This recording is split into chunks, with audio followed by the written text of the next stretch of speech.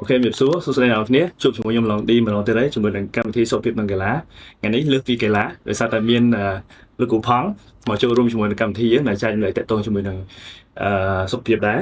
តាក់ទងជាមួយនឹង boxing ហើយនឹងFC Tension តាក់ទងជាមួយលោកគ្រូអញ្ចឹងលោកគ្រូអាចជួយណែនាំឈ្មោះពេញហើយនឹងប្រភពការងារជាក់ស្ដែងហើយនឹងអ្វីដែលលោកគ្រូធ្វើហងៃបានគ្រូអូខេចឹងជំរាបសួរដល់អ្នកម្ដងទៀតខ្ញុំឈ្មោះបងផង់ទៅឈ្មោះហ្នឹងគឺ public សាធារណៈហើយទាំងអស់គ្នាបានដឹងហើយថា background របស់ខ្ញុំភាគច្រើនដែលទាំងអស់ខ្ញុំបានស្គាល់ហ្នឹងគឺខាង action movie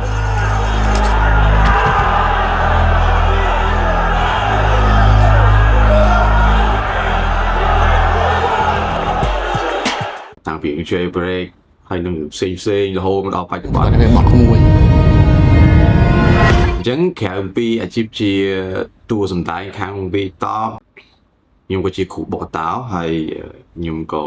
មានឋានៈបង្ហាត់មួយទៀតដែលមានឈ្មោះថា Boxing Fitness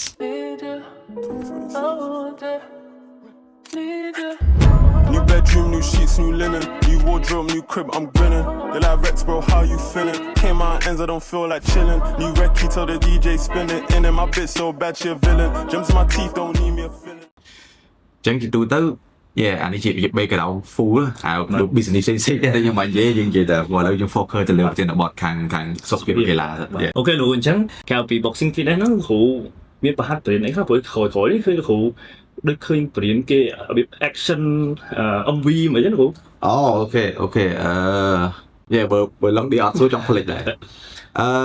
ក្រៅពីបង្ហាត់ហើយនឹងថតកនហ្នឹងខ្ញុំមានថ្នាក់បង្ហាត់មួយទៀតមានថាខ្ញុំបង្ហាត់តួសម្ដែងហ្នឹងឲ្យគាត់ចេះ action ដោយក្នុងខែនេះមាន2 project មានខ្ញុំផាត់តួម្នាក់នោះគាត់ខាង action movie សម្រាប់កូនខ្នាតធំរបស់គាត់ហើយកូនហ្នឹងក៏ចេញឆាប់ដែរ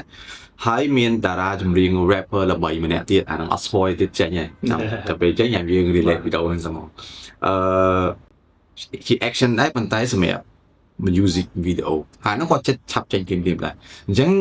មានន័យថាគណៈពេលខ្លះខ្ញុំតែងតែ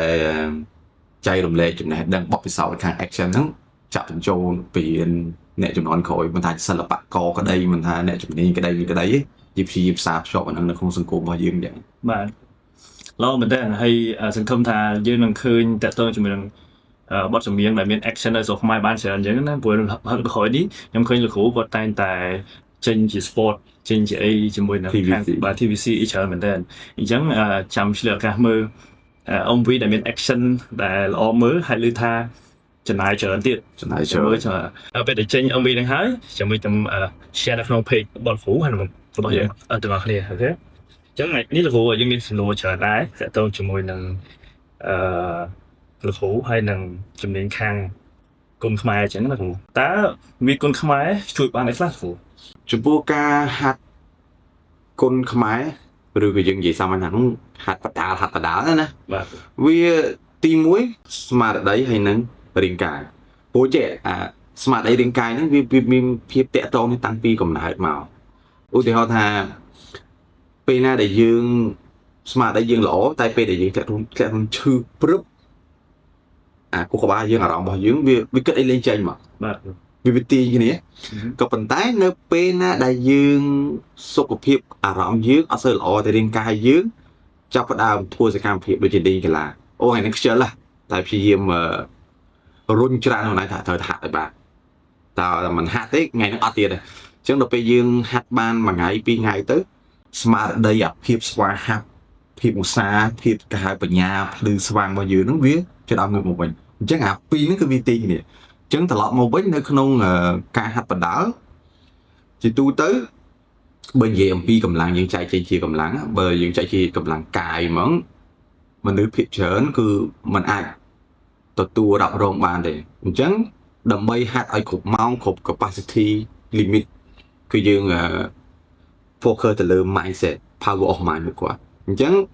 លទ្ធផលអត្ថប្រយោជន៍ដែលពួកគាត់ហាត់បាន2ក្នុងពេលតែមួយគឺរាងកាយរឹងមាំខួរក្បាលរបស់គាត់ក៏មាំដែរហើយចំណុចទី3មានថាគ្រឿងក្នុងរបស់គាត់មានដូចជាសួតខ្មែរយើងហៅសួរណាហើយនឹងបេះដូងរបស់គាត់ មានថាមានការវឹកហាត់ខ្លាំងប្រកែជាងមុនពួកឯការហាត់វាមានការស៊ូទ្រាំវិញជាវិខាយោវិញតាំងពីនាទីទី1រហូតដល់នាទីទីចប់អញ្ចឹងមានន័យថាអាចង្វាក់បេះដូងរបស់គាត់ហ្នឹងបុកសួតគាត់ហ្នឹងគឺត្រូវការពិសេសមានថារាងកាយគាត់ទាំងក្រៅទាំងក្នុងទីការវឹកហាត់រឹងមាំហ្នឹង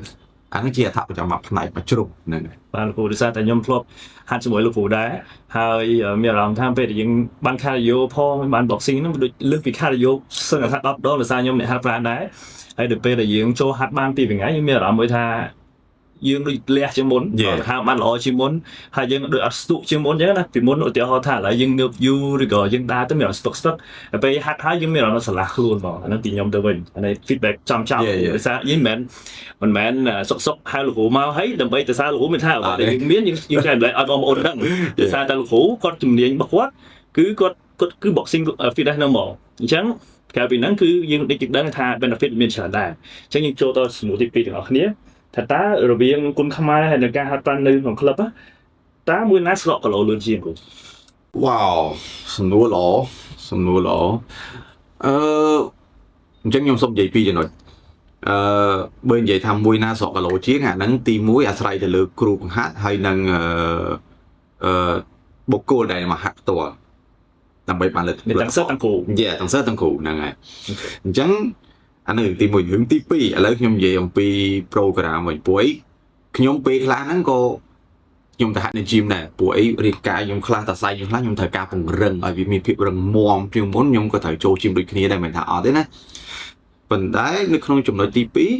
2ការហាត់គុណខ្មែរឬក៏ហាត់បដាលវាធ្វើឲ្យស្រកគីឡូខ្លាំងជាងដោយសារការបុកអត្តៈហ្នឹងខ្លាំងជាងprogram ហាត់ផ្សេងដូច program កីឡាផ្សេងយើងមានម៉ោងឡើងចុះ take a break ឡើងចុះតែបើសម្រាប់បដាលគឺយើងឡើងរហូតដែរហើយអាចប់រហូតមកហ្នឹងអាចិត្តចប់បន្តិចនៅសល់អាទឹកចំក្រោយហ្នឹងអត់ឲ្យសម្រាប់ទីខ្ញុំបុកផ្ដាច់យកមកហើយបានយើងឲ្យសម្រាប់ relax យកអញ្ចឹងមានន័យថាបើលទ្ធភាពក្នុងការហាត់ដើម្បីដុតខ្លាញ់គឺហាត់បដាលដុតខ្លាំងលឿនជាងហើយបើគូផ្សំជាមួយនឹង program របស់គ្រូក៏ដូចជាសិស្សហ្នឹងគាត់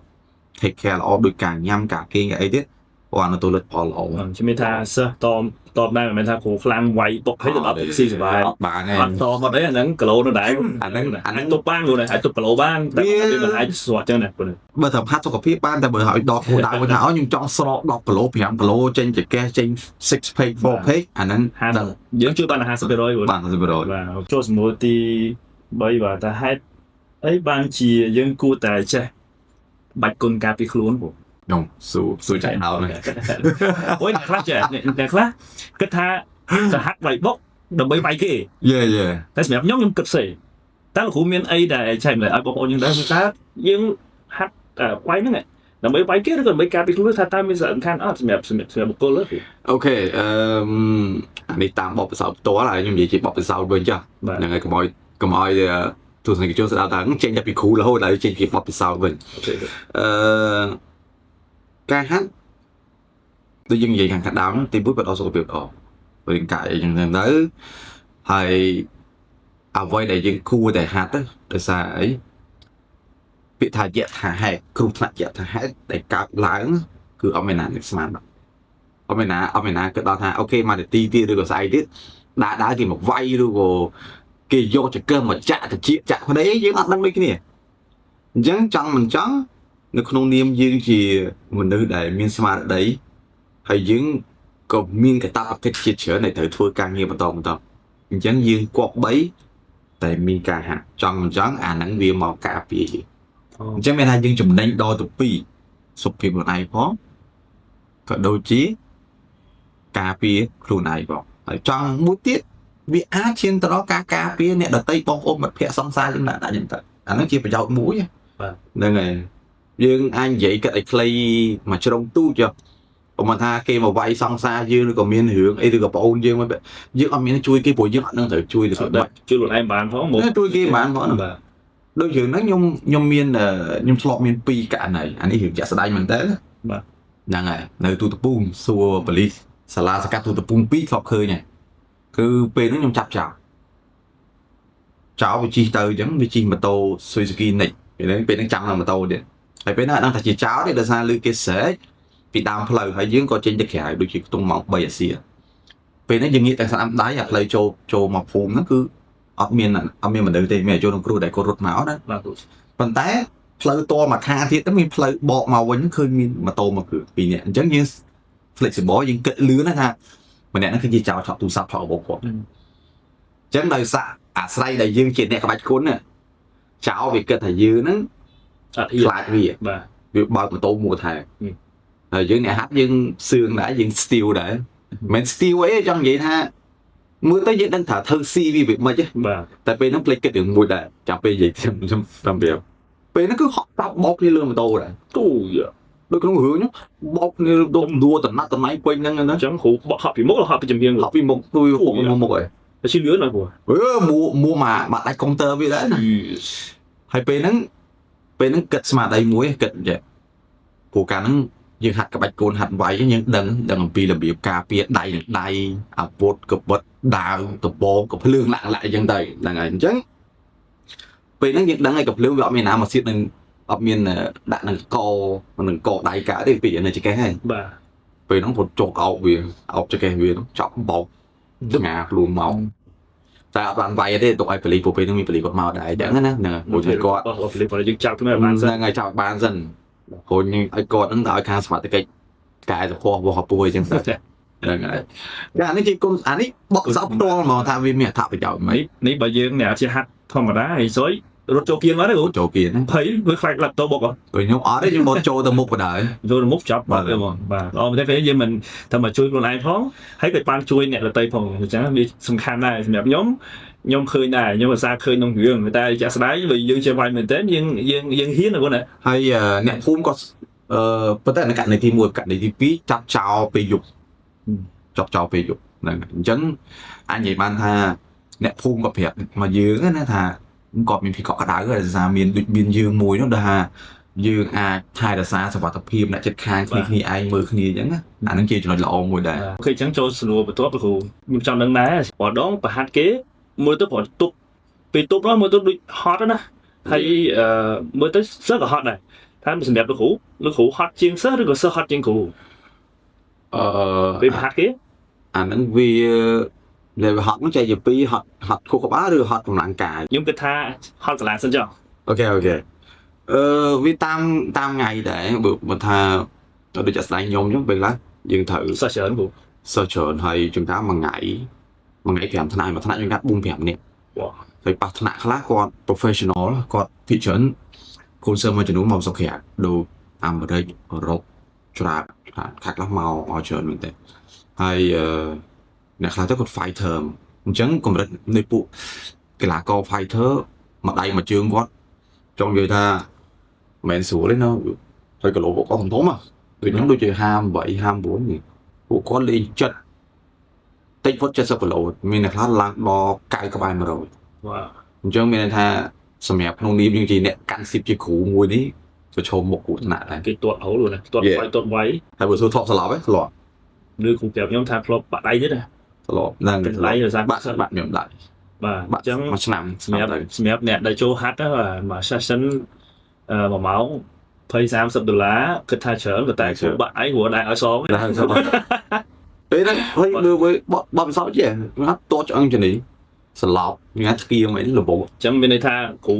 ហត់ខ្លាំងជាងសិស្សតែគ្រូដែរមាត់ត្រូវគ្រូ នឹងមាត់បែបកើតព្រោះអី ហ្នឹងហើយ ពេលណាយើងវាថាយើងហត់សិស្សគាត់មានអារម្មណ៍ថាអញ្ចឹងខ្ជិលបានទេវាគ្រូហត់ដែរតែបើថាគ្រូហត់អត់មាត់យើងទៅមុខមួយគ្នាសិស្សអត់ហ៊ានខ្ជិលដែរយើងទៅអស់គ្នាដែរ គេទៅហត់ដែរគ្រូនិយាយសរុបមក អត់ទេហត់ហើយហត់ជាងគេហ្នឹងគឺហើយហត់ជាងកាយទៀតហ្នឹងគឺការ set up program អានោះសំខាន់ដោយសារសិស្សមួយ program ខំទាំងអស់ បាទគ្រូ ហើយពេលដែលបង្ហាត់ហ្នឹង1ម៉ោងទៅ1ម៉ោងមួយ section ទៅមួយ section ហ្នឹងគឺយើងត្រូវ upgrade ត្រូវ develop program អាហ្នឹងជាអ្វីដែលជាក្បាលគាត់ខាងឧទាហរណ៍ថាឥឡូវមកកាយសម្បត្តិគាត់ក៏តតវាយធាក់ទៅកងកាយវិញកាឥឡូវជើងគាត់ខ្សោយអញ្ចឹងយើងត្រូវកែវាគាត់វាមិនវិញកាគាត់វាយខ្លាំងប៉ុន្តែនៅពេលដែលគាត់ទប់ជាមួយដៃគូគាត់ឬក៏គាត់ត្រូវសងគេវិញយឺអញ្ចឹងយើងត្រូវបង្កើត program មួយទៀតដើម្បី backup អាការវាយជឿគាត់ហ្នឹងទៅជាវាយខ្លាំងអាការទុករបស់គាត់ហ្នឹងទៅជាលេងទុកទៅជា counter attack វាមិនអាហ្នឹងគឺជាបញ្ហាមួយដែលសំខាន់នេះគេ មួយទៀតខ្ញុំចង់ដឹងថាតើមានចំណុចសំខាន់អីខ្លះពេលដែលយើងមុនចាប់ផ្ដើមទៅចូល boxing fitness ដែលយើងហាត់ចូលលាប់ហ្នឹងថាយើងត្រូវរៀបចំខ្លួនបែបម៉េចហើយ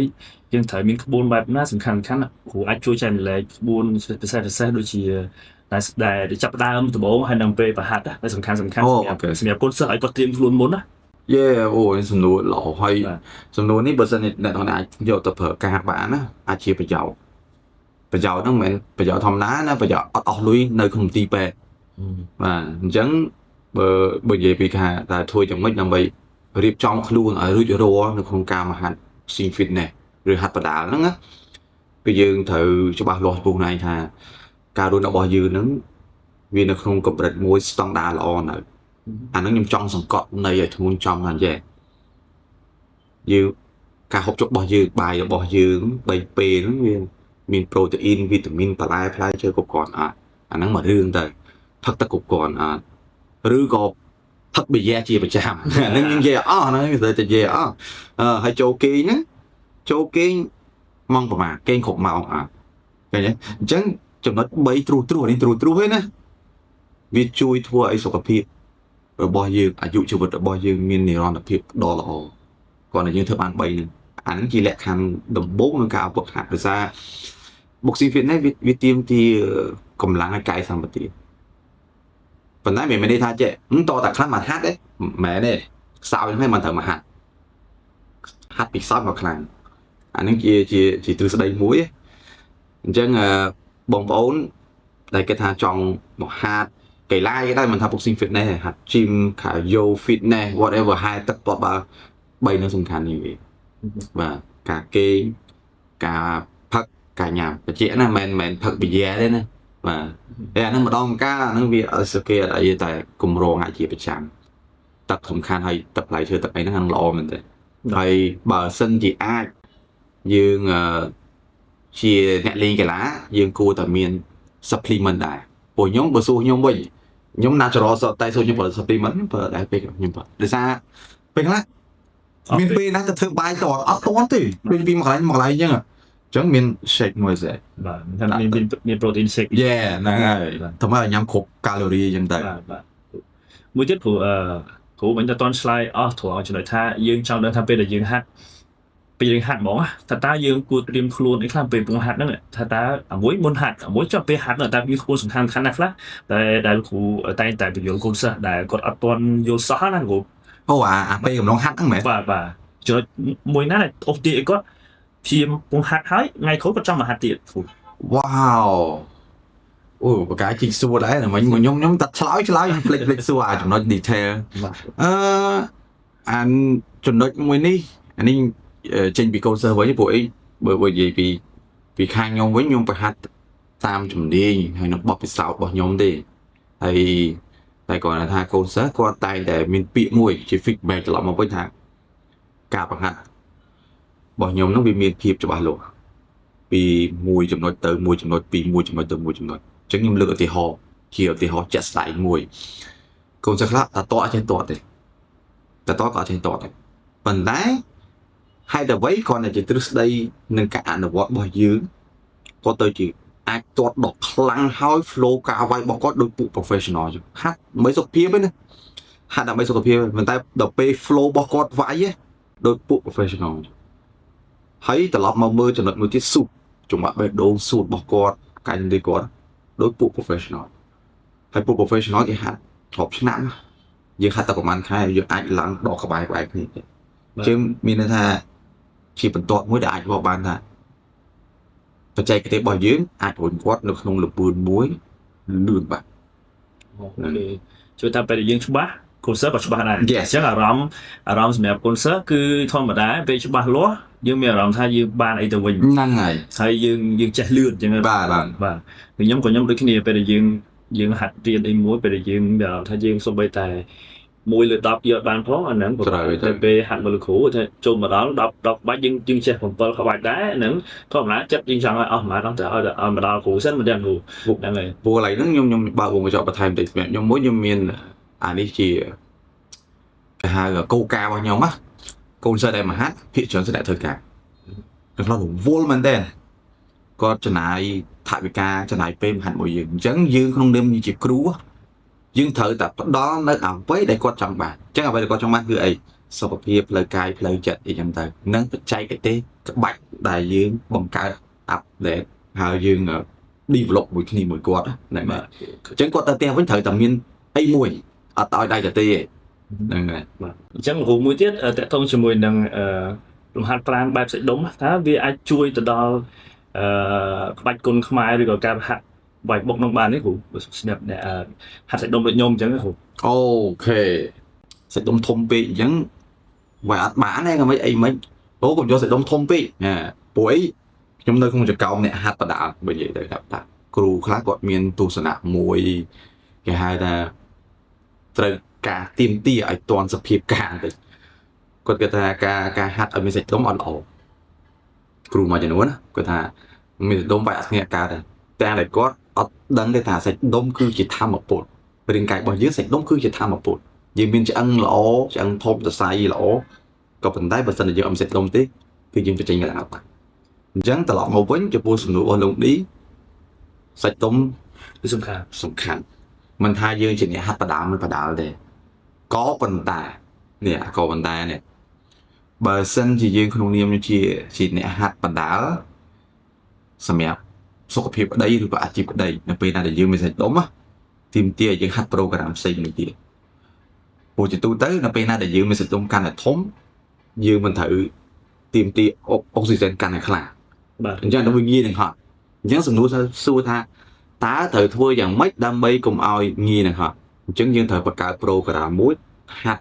dạng tịnh nó có bị bệnh này đam mê ở thì cây bao nhiêu xăm cho bộ dịch đồng nắng cho bộ nước sụp nắng ở miền đồng nào cái hai ở tôi giảm phiền này ở xí kia dạ cho nên thay dương chạm bạch thì đẹp dương này hạt vay bốc cái hai ở quân khai nó cứ dương thời lương sẽ đồng được cái này thời lực đã thời lực này tại dương thời mình cầm đặt buôn nát tha là bố mà dương ai support bán được buôn này cho mà thùng pi mình bài tiền bọn sau nhóm đó dịch sai nhóm đầy thùng đầy nhóm thốn mà với nhóm tụi vay lực đi mua mọi vụ bỏ nhóm nước đây chẳng làm nó ở lì ai khổ mỏ bạn nói bờ du cũ đây thun lỗ mà đây bờ sân gì tam stong đá bờ han chia bờ chấm vay kia đau gì ôi năm đại nhà mà đấy đau rồi mà đấy dương vay mình đấy thì vay bay đây với phụ nữa anh nói nguy đấy nhưng mà làm chứ để chỗ hắn rồi bố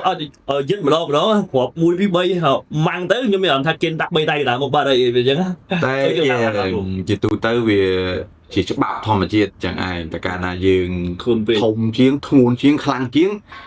thôi mà chia tại đội vì dương mui cư là bư này dân tầng chứ mà đưa đại miên miên những tu chiên dương ấy chẳng tới cái lương nhân dương tới bây giờ một số còn lắm có đò dương anh nói về tam hạt phò ra đây chẳng hạn ta khổ miên tip ấy là điều hành nẹt đại stress lăng á stress nằng lăng của lỗ lăng tươi chứ phụ tip đó miên tham mà miên tha ta tiếng tụ quát thơm mạch bạn ai quát score vì các lùm hát brand bài sủng bọ về là dùng bài cồn khoái nữa hả? Còn ra nhóm sủng nhóm kháng chiếm nhưng mình buôn sủng bọ bài xì.แต่cồn khoái ta dương tiên quát bài mấy nằm bài quát vô biển tháng hai để khác quát chữ. Ok. Và ta mới tận ý là nằm bài tiên quát máu hay về được vụ về trên đấy sự không thà bong ôn này mơn không bị ổn đi. Vô hay sẽ xả bò này khác tới quát sang người ta quát mình hiên mình tới đo cả lại quát cái ta trẻ còn cái ta từ đó đâu hủ vay vậy cái bắt của bên vay nó hủ ao dương vay nè chẳng hạn ta miễn việc thi ấy đây phải phụ quan thơm ấy ai bắt ta xa là boss mẹ cụ chẳng ok chẳng bởi dương đó sớm đi vì chỉ đường nghi số với nông cạn dù ông pi sầm nụ lo từ họ trong loại của phiên bất cập mùi miền này thà bởi sẽ dương giấy có ảnh những kết đấy phần đấy mình được mỗi bài kết đấy đại diện ảnh đang thà ok thằng nào là cụ phong nó có bậc hạt dịch việt này nó miền nào cái hạt này miền nào cái hạt nó cứ miền sấy miền pro miền khmer miền chai miền bò tây miền mà chẳng sầmแต่ออกนี่ได้บ้านเคยดูดีทางบูดอกฟินแลนซ์เซ็นเตอร์พอทางยมพอตาม Facebook ตาม IG ยังเคยเนี่ยถ้ามีต่างปีโกเซอร์ล่างชู้ใส่ๆแต่ยังเคยท้าก็มาซ้อมมันมาหัดมันได้ไม่มาก็มาหัดถ้าบ้านเราติ ចឹងអាទាំងអស់ហ្នឹងអារូបភាពទាំងអស់ហ្នឹងគឺសូមបញ្ជាក់ថាការមហាត់បដាលវាមិនមែនមកវាយគ្នាបាក់ថ្មិញបាក់ចំហអីទេហ្នឹងហើយផ្ទុយទៅវិញនៅពេលដែលយើង stress ពីការងារជាពិសេសអ្នកទីក្រុងភ្នំពេញហ្នឹងព្រោះនៅភ្នំពេញ stress បាទ អញ្ចឹងបើសម្រាប់មតិយោបល់ខ្ញុំយើងគួរតែមានកីឡាមួយក្នុងខ្លួនកីឡាអីក៏បានដែរខ្ញុំអត់suggestion ទេឆ្លាញ់អីធ្វើហ្នឹងចុះព្រោះអីនៅភ្នំពេញយើង stress ការងារ environment បរិស្ថានយើងហ្នឹងហើយអញ្ចឹងនៅក្នុងថ្នាក់បង្ហាត់វិញដូចគ្នាបងប្អូនគ្រាន់តែអាចចូលក្នុង page របស់ Bulldog Fitness Center ឬក៏ចូល page របស់ខ្ញុំយើងអាចឃើញថាទស្សនវិជ្ជានៃការហាត់ហ្នឹងសប្បាយរីករាយមិនវាមានភាពលំបាកដែរប៉ុន្តែបើនិយាយពីលំបាកគឺមិនសូវមានច្រើនសប្បាយច្រើនអញ្ចឹងកូនសិស្សដែលហាត់មួយខ្ញុំហ្នឹង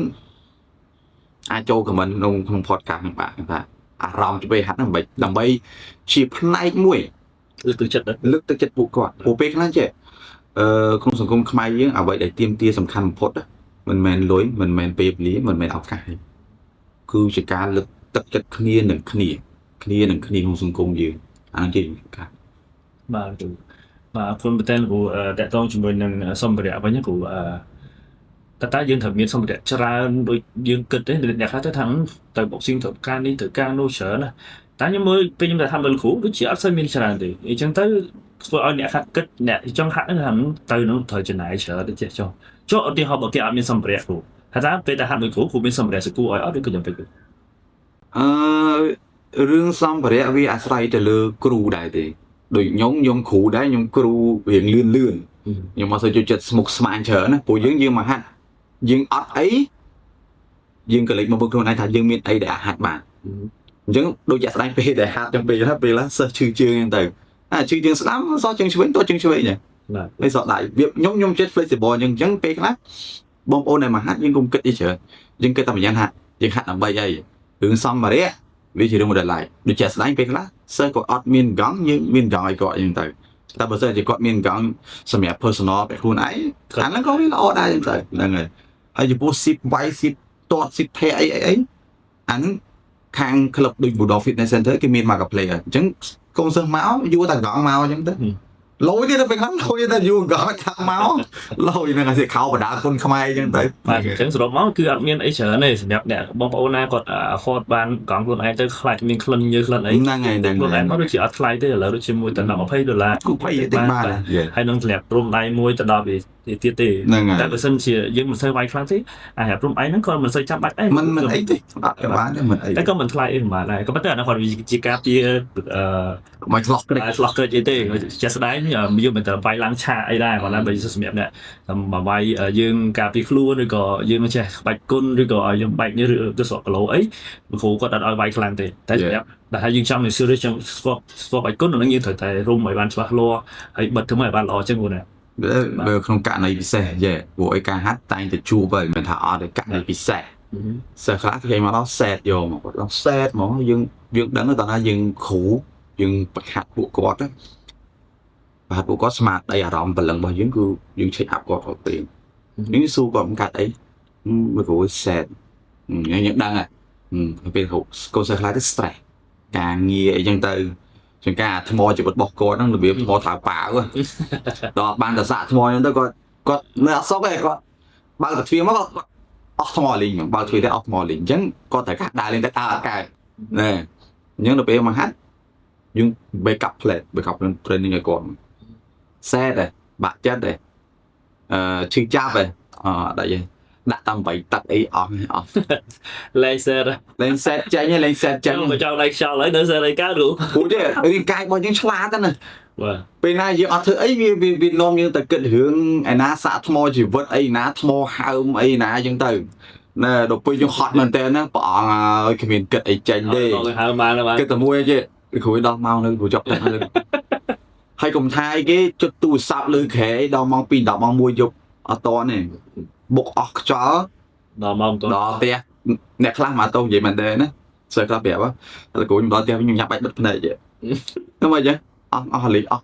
ដំបូងថា set ដល់ពេលហាត់ចប់អស់ពី set ហ្នឹងទៅគឺដល់ដំណាក់កាលមួយ set ហ្នឹងដល់ណាទេគឺសាត់ដល់ទៅញ៉ាំបាយហើយស្រួលទៀតគឺចាពេលហ្នឹងមិនកុំដេកចឹងពេលហ្នឹង người đi có ngồi clean trong cho hạt chóp nhưng như là cả thằng phụ đấy này chẳng cái số bóng bóng cười nhỉ bạch đẹp nằm để nằm ngồi đây bãi chứ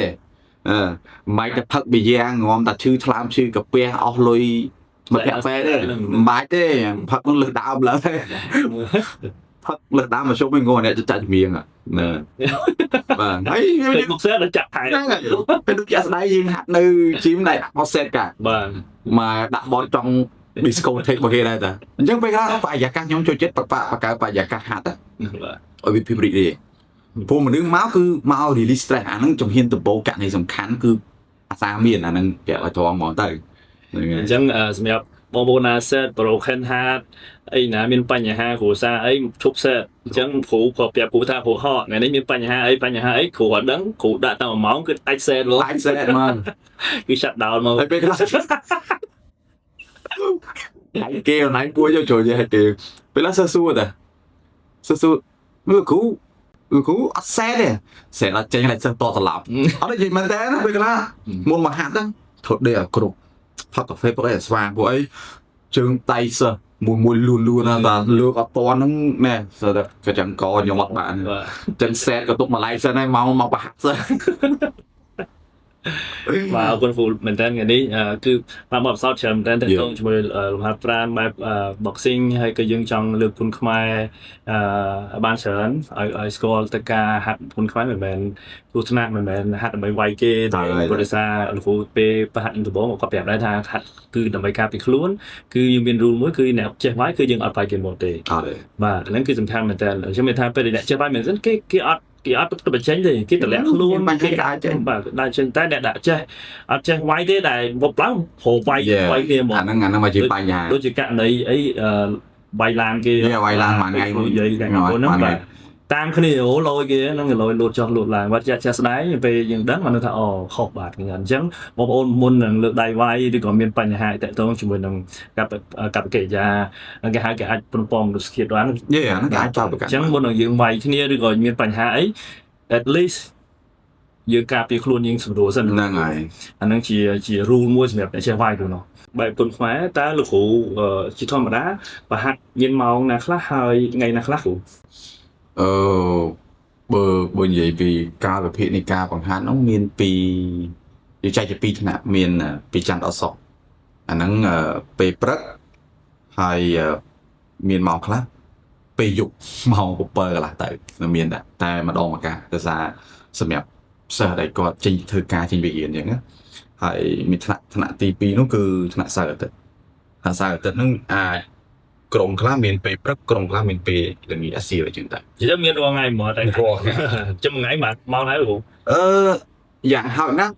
2ម៉ោង1ម៉ោង2ម៉ោងដែរប៉ុន្តែអានេះយើងអត់រកបញ្ចូលក្នុងការវឹកហាត់ខ្លួនឯងទេបាទមិនថាយើងប្រហាត់គេយើងអត់ហាត់ទេបាទគ្រូការងារនេះគ្រូ full time ឬក៏ part time គ្រូមានអត់ថាដូច part time របស់គ្រូទេអូយេសំណួរនេះសើសំណួរស៊ីចម្រៅក៏ប៉ុន្តែអានេះយើងនិយាយពីដើមមកតែចុះលោកគ្រូមានក្រុមហ៊ុនកុននៅកោះពេជ្រផលិតភាពយន្តផលិតកុនថត TVC ថតអីចឹងណាអញ្ចឹងបន្ទាប់ពីត្រឡប់មកភ្នំពេញមកដល់ភ្នំពេញវិញបាន 3-4 ឆ្នាំនេះទៅសុខភាពអត់ល្អអញ្ចឹងដំណោះស្រាយមានតែមួយព្រោះយើងលេងមានគ្រូបង្ហាត់ទៀតហើយយើងដល់កម្រិតមួយគឺយើងលេងមានគ្រូលេងមាន motivate ទៀតហើយអញ្ចឹងនៅឃើញថាបើណាប់ហាត់ផាត់ថាលេងមកជួបមនុស្សថ្មីបបសោកថ្មីជួបមនុស្សថ្មីជួបកូនសិស្សអីចឹងទៅណាហើយតែក្នុងនាមយើងជាគ្រូដាច់ខាតត្រូវតែហាត់ត្រូវតែហាត់បើយើងអត់ហាត់ទប់សិស្សអត់ជាប់និយាយទប់សិស្សអត់ជាប់ទេព្រោះសិស្សមិនឯងជាងខ្លាំងអញ្ចឹងទៅចង់ទាញខ្លួនឯងនឹងចេញពីការរវល់ការងារក្នុង studio នឹង yes ហ្នឹងហើយព្រោះ stress out ដល់ទៅ depression អញ្ចឹងកីឡាជាឱសថពិសេសមួយបែបខ្ញុំបានបបផ្សោតផ្ទាល់មួយទៀតអាហ្នឹងខ្ញុំប្រាប់ត្រង់ហ្មងខ្ញុំ depression ដែរហ្នឹងហើយដល់ពេលអញ្ចឹងទៅត្រឡប់មកកីឡាវិញដោយបើកថ្នាក់បង្ហាត់ part time ហ្នឹងក៏យើង enjoy យើងឈៀមួយសិស្សពេលយើងហាត់អញ្ចឹងទៅពេលខ្លះសិស្សតទៅឈឺអីចឹងហ្នឹងហើយសួរបើតើសួរចេះឈឺលោកគ្រូឈឺ Ồ chửi trường bên năng miền ấy lại kìm nè ở chửi vào đó còn thế đó thế chứ bây giờ hai cái bậc cái phải giá cá tầm bãi chứ năng ngày chẳng lên rồi ចឹងយើងក៏ពួកជីវិតជាពេលខ្លះយើងនៅក្នុងការងារល្អវាល្អតែពេលខ្លះបើសិនជាយើងមានបញ្ហាផ្លូវអារម្មណ៍បញ្ញាយើងក៏អត់ប្រកែដែរអញ្ចឹងយើងត្រូវបង្កើតសកម្មភាពណាមួយដែលយើងគិតថាវាអាចជួយមកដល់សុខភាពយើងនិងបញ្ញារបស់យើងអញ្ចឹងកីឡាគឺជាឱសថពាក្យហ្នឹងគឺយើងលូតាំងពីដើមមកកីឡាគឺជាឱសថអញ្ចឹងគ្រូមិនថាដូចឡុងឌីមិនថាដូចខ្ញុំអីពួកសិស្សតែជួប្រហែលពួកយើងដូចជាអ្នកផ្សំថ្នាំផ្សំឱសថអញ្ចឹងពួកអីពេលណាដែលយើងរកគ្រូពេទ្យខុសយើងរកគ្រូពេទ្យខុសឱសថហ្នឹងអាចតែចំណាំពួកបាទអញ្ចឹងមិនថាកីឡាសិតតែជាឱសថទាំងអស់តែកាលណាយើងរកគ្រូពេទ្យខុសអានឹងយើងវិវអានឹងអត់បានទេអញ្ចឹងបានពេលខ្លះសិស្សខ្ញុំចេញទៅសុខក្រៅវិញធម្មតាវាពួកគាត់ហាត់ចឹងទៅគាត់ចូលចិត្ត program យើងក៏ចូលចិត្ត personal character យើងក៏មិនតែយើងមិនមែនទៅសុខក្រៅដែរយើងនឹងសុខខ្មែរហ្នឹងអញ្ចឹងខ្ញុំគាត់ប្រាប់ថាយើងទៅសុខក្រៅហ្នឹងយើងរកគ្រូទៅហ្នឹងហើយយើងសាកលបងសិនទៅបើមិនសាកយើងមិនដឹងដែរ តែអញ្ចឹងវាថាមហាប្រាណដូចជាសុទ្ធមួយសម្រាប់យើងដែរអញ្ចឹងជាក់ស្ដែង មិនលេខឆ្នាំមិនអីទេ ទេបាទជាក់ស្ដែងដូចជំងឺមួយចំនួនដូចជាលើឈាមដូចឡាអាស៊ីតឡើងអីយើងនេះតមតនេះហាត់ប្រាណទៅល្មមគួរសមឲ្យបានបើនកាឡូរីឲ្យបាននេះគាត់បានមកគឺគាត់ទៅស្រួលចាំបាច់តែទៅពេទ្យក៏បានដែរក៏ទៅជាក់ស្ដែងអ្នកខ្លះគាត់អត់តែឈឺគាត់ទៅពេទ្យអត់ពេទ្យមុនទេគាត់មានថាការពារមុនដើម្បីព្យាបាលក្រោយអត់ទេអ្នកខ្លះទៅតែឈឺបានគាត់ទៅពេទ្យមកអត់មានថាមកហាត់ប្រាណដើម្បីឲ្យការពារកុំឲ្យឈឺអញ្ចឹងណាតែគ្រូមានអាកាសចុងក្រោយគ្រូមានអីចង់ណែនាំបងប្អូនទៅមួយសុខភាពហើយនឹងកាយសម្បត្តិផ្សេងៗទៅដល់គាត់ដែរគ្រូ អូអូខេចានេះបិទវាឲ្យយើងណា បិទវាឲ្យ អូខេអញ្ចឹងអូខេខ្ញុំមានពាក្យប្រហែល clear ទី1សុខភាពរបស់យើងយើងដឹងច្បាស់ថាអត់មានអ្នកណាមួយអាចឈឺជំនួសគ្នាបានមនុស្សជុំវិញខ្លួនយើងអាចមានលទ្ធភាពបានតែត្រឹមលើកទឹកចិត្តឲ្យយើងអញ្ចឹងបងប្អូនដែលកំពុងតែទស្សនាជាពិសេសគឺ fan ហើយនឹងកូនសិស្សនៅ Bulldog Fitness Center សុខភាពបើសិនជាយើងមានសុខភាពយើងអាចថែរក្សាក្រុមគ្រួសារយើងមានប្តីមានប្រពន្ធមានឪពុកម្ដាយមានកូនមានចៅមានបងមានប្អូនពីព្រោះអីតើកាលណាយើងមានសុខភាពល្អក្រុមគ្រួសាររបស់យើងគេហៅថាមានសក្តានុពលនៅក្នុងការគ្រប់គ្រងនិងបង្កើតសុភមង្គលអានោះមួយព្រោះអីតើយើងឈឺតែម្នាក់មកគ្រួសារយើងទៅតទីខាត់ពេលខាត់វេលាអត់បានរៀនបានសូត្រចង់មានគ្រួសារខ្លះទៀតថាខ្លួនក្រអញ្ចឹងទៅឈឺអញ្ចឹងគ្រាន់តែយើងអត់ឈឺតាមមួយមុខយើងជួយទៅដល់ក្រុមគ្រួសារយើងអត់ពលទុកគេអត់ខាតលុយឃើញទេហ្នឹងហើយបាទហើយជួយដល់សង្គមជាតិទៀតបាទដូចជាស្ដាយពេលខ្លះគេត្រូវការបរិច្ចាគឈាមដល់កងទ័ពជួបមុខអីយើងឈឺយើងទៅបរិច្ចាគមិនកាត់បាទទី2ពេលណាដែលយើងចាប់ផ្ដើមថែសុខភាពឧទាហរណ៍ថាទោះជាជនកំពុងតែមើលហ្នឹងអត់តមានកូនទេឬក៏អ្នកខ្លះមានកូនទូទៅអញ្ចឹងយើងសួរសំណួរមួយខ្លួនឯងតើយើងចង់ឲ្យកូនរបស់យើងដើរនៅក្នុងគន្លងអបាយមុខ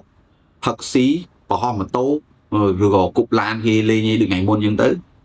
អញ្ចឹងចម្លើយពួកគាត់គឺមិនចង់ទេបើមិនចង់អ្នកទាំងអស់គ្នាដែលជាឪពុកម្ដាយរបស់គាត់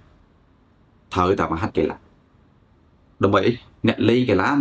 មានរឿងមួយសំខាន់គេហៅថាវិន័យហើយកូនយើងតែកាលណាមានវិន័យគាត់មានឱកាសខ្លាចទៅជាធនធានដ៏ល្អក្នុងសង្គមជាពិសេសគាត់ខ្លាចជាកូនដែលល្អអញ្ចឹងគាត់ថាយើងជាឪពុកម្ដាយជាអាណាព្យាបាលយើងបើលេងកីឡាកូនគាត់ឃើញគាត់នឹងដើរទៅតាមកន្លងយើងអញ្ចឹងសួរថាវាជារឿងល្អទេរឿងល្អហើយបើរឿងល្អហើយធ្វើវាឲ្យថែទាំវាទៅមិនមែនមកហាត់មួយអាទិត្យហើយផ្អាក5ឆ្នាំមែនទេណាកុំមិនសោះអាហ្នឹងអត់ទេទី3ការរស់នៅចំណីអាហារហូបគេដែលខ្ញុំនិយាយពីដើមហ្នឹងណាហើយមួយទៀតបើដឹងថាខ្លួនអីរវល់ដូចខ្ញុំដឹងថាអីរវល់ខ្ញុំធៀមឲ្យស្រាប់រកមើល supplement ណារកមើល supplement ឬក្រុមហ៊ុន supplement ណាមួយដែលយើងអាចទុកចិត្តបានហ្នឹងហើយអញ្ចឹងងាយយល់ហាត់នៅ gym ណាគ្រូណា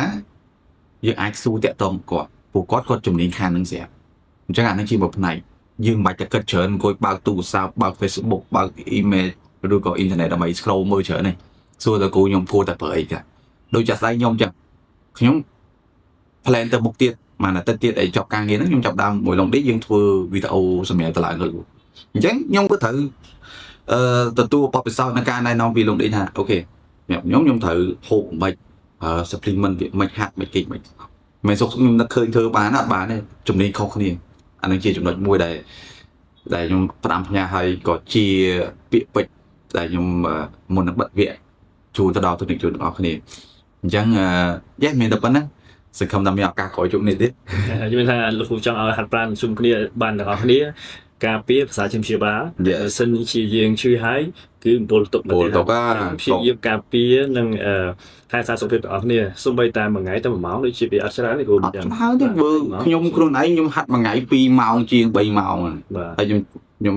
ចាស់ឲ្យគ្រូគេទៀតហ្នឹងហើយអ្នកខ្លះអង្គុយផឹកស៊ី3 4ម៉ោងខ្ញុំថាខ្ជិលបងតែអត់ទេយើងគេថាខ្ញុំឌីលគេខ្ញុំឌីលខ្លះទៅឌីលខ្លះទៅឌីលរឿងល្អឌីលខ្លះទៅរឿងអីឌីល2 3វីដេអូឥឡូវបាត់ Facebook មួយបាត់ហើយអានោះវាបាត់ដោយសារយើងឌីលឬបាត់ដោយសារខ្ញុំផ្សេងដូចមិនទេអត់ដឹងថាជាវាប៉ះពាល់ដល់គេក៏ខ្ញុំមិនដឹងអ្នកផឹកច្រើនមើលទៅហាងខ្ញុំមកមុនដោយសារយើងបង្កើត Facebook មួយថ្មីហើយអញ្ចឹងសង្ឃឹមថាបងប្អូន follow Facebook ថ្មីខ្ញុំម្នាក់មួយគឺ Long Live Fitness ដដែលប៉ុន្តែ page ថ្មីអញ្ចឹងសម្រាប់តែបងប្អូនចង់ follow លោកគ្រូគឺលោកគ្រូមាន page មួយដែរឈ្មោះ Park PHANG បាទអូខេអញ្ចឹងជាចុងក្រោយសម្រាប់ខ្ញុំឡងឌីខ្ញុំចង់ណែនាំបងប្អូនឲ្យ